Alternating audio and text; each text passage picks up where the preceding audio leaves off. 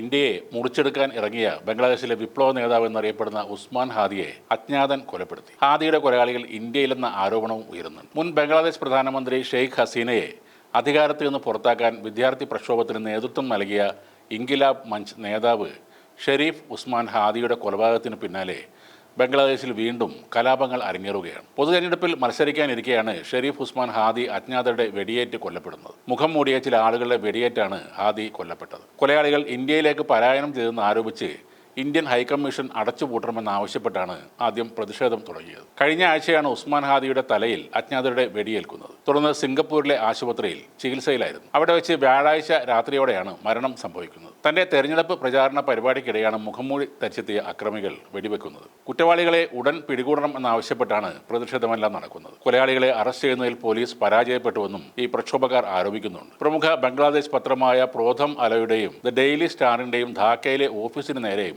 ആക്രമണം ഉണ്ടായി. ഓഫീസിലേക്ക് ഇരച്ചു കയറിയ ജനക്കൂട്ടം കെട്ടിടം അടിച്ചു തകർക്കുകയും തീയിടുകയും ചെയ്തതായും റിപ്പോർട്ടുകളുണ്ട്. 32-കാരനായ ഹാദി വിദ്യാർത്ഥികളുടെ നേതൃത്വത്തിലുള്ള ഇൻകിലാബ് മഞ്ചിന്റെ മുതിർന്ന നേതാവും ഷെയ്ഖ് ഹസീനയുടെ കടുത്ത വിമർശകനുമായിരുന്നു. ഇന്ത്യക്കെതിരായ വിദ്വേഷ പ്രസംഗങ്ങൾക്ക് ബംഗ്ലാദേശിൽ ഉസ്മാൻ ഹാദി വളരെ പ്രശസ്തനുമായിരുന്നു. അടുത്തിടെ വടക്ക് കിഴക്കൻ ഇന്ത്യയെ ബംഗ്ലാദേശിന്റെ ഭാഗമായി കാണിക്കുന്ന ഒരു ചിത്രം തന്റെ സോഷ്യൽ മീഡിയ അക്കൗണ്ടിൽ ഇയാൾ പങ്കുവെക്കുകയും ചെയ്തു. മുഹമ്മദ് യൂനിസിനെ പോലെ ഇയാളും വടക്ക് കിഴക്കൻ സംസ്ഥാനങ്ങളെ ലക്ഷ്യം വെച്ച് ഇന്ത്യയെ ഭീഷണിപ്പെടുത്തുകയായിരുന്നു. കലാപകാരികൾ ഇന്ത്യൻ അസിസ്റ്റന്റ് ഹൈക്കമ്മീഷന് സമീപം കല്ലെറിഞ്ഞ സംഭവങ്ങൾ സോഷ്യൽ മീഡിയയിൽ പ്രചരിക്കുന്നുണ്ട്. ഇന്ത്യൻ ഹൈക്കമ്മീഷൻ അടച്ചുപൂട്ടണമെന്ന് അവർ ആവശ്യപ്പെടുന്നു. ഇപ്പോഴും ഇന്ത്യ വിരുദ്ധ പ്രസ്താവനകളുമായി എത്തുകയാണ് ബംഗ്ലാദേശ് ജമാഅത്തെ ഇസ്ലാമി. രാജ്യത്തെ എല്ലാവർക്കും ആയുധ പരിശീലനം നൽകണമെന്നും ഇന്ത്യയെ കീഴടക്കാതെ തങ്ങൾക്ക് വിശ്രമമില്ലെന്നും ബംഗ്ലാദേശ് ജമാഅത്തെ ഇസ്ലാമി വനിതാ വിഭാഗം നേതാവ് സയ്യദ ഫാത്തിമ ഫർഹാന പറയുന്നു. ഉസ്മാൻ ഹാദിയുടെ മരണത്തെ തുടർന്ന് നടത്തിയ പ്രതിഷേധത്തിലാണ് ഫാത്തിമ ഫർഹാനയുടെ ഈ പരാമർശം. 15 മുതൽ 45 വയസ്സുവരെ പ്രായമുള്ളവർക്ക് ആയുധ പരിശീലനം നൽകണമെന്നും ഇന്ത്യക്കെതിരെ ശക്തമായ ഒരു പോരാട്ടം നടത്തണമെന്നുമാണ് ഫാത്തിമ ഫർഹാനയുടെ ആഹ്വാനം.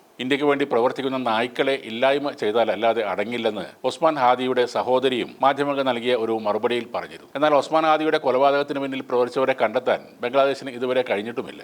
ഈ സംഭവം ഇന്ത്യക്കെതിരെ തിരിക്കാനാണ് ബംഗ്ലാദേശ് ജമാഅത്തെ ഇസ്ലാമിയും ഇന്ത്യ വിരുദ്ധ സംഘടനകളും ഇപ്പോൾ ശ്രമിക്കുന്നത്. കനത്ത സുരക്ഷയിലാണ് ഹാദിയുടെ സംസ്കാര ചടങ്ങുകൾ നടന്നത്. രാജ്യ തലസ്ഥാനമായ ധാക്കയിലേക്ക് വലിയ ജനക്കൂട്ടം തന്നെ എത്തിയിരുന്നു. ഇടക്കാല സർക്കാർ മുഖ്യ ഉപദേഷ്ടാവ് മുഹമ്മദ് യൂനിസ്, ഉപദേശക സമിതി അംഗങ്ങൾ, സൈനിക മേധാവി ജനറൽ വക്കർ ഉസ് സമാൻ എന്നിവർ പങ്കെടുത്തു. ഇന്ത്യ വിരുദ്ധ മുദ്രാവാക്യങ്ങൾ വ്യാപകമായി ഉയരുന്നതായും ഇപ്പോൾ റിപ്പോർട്ടുകളുണ്ട്. കടുത്ത ഇന്ത്യ വിമർശകനായിരുന്നു ഹാദി. എന്നാൽ മഹാനായ ഒരു വിപ്ലവകാരിയെ പോലെയാണ് മലയാളത്തിലെ ഒരു പ്രമുഖ മാധ്യമം ഈ ഹാദിയെ ആഘോഷിക്കുന്നത്. ഇന്ത്യക്കെതിരെ വിഷം തുപ്പുന്ന പ്രസംഗങ്ങൾ നടത്തുന്ന ഉസ്മാൻ ഹാദി എന്ന ഭീകരൻ മതത്തിന്റെ പേരിൽ മാത്രം ഇക്കൂട്ടർക്ക് ഒരു വിശുദ്ധനായി മാറുകയാണ്.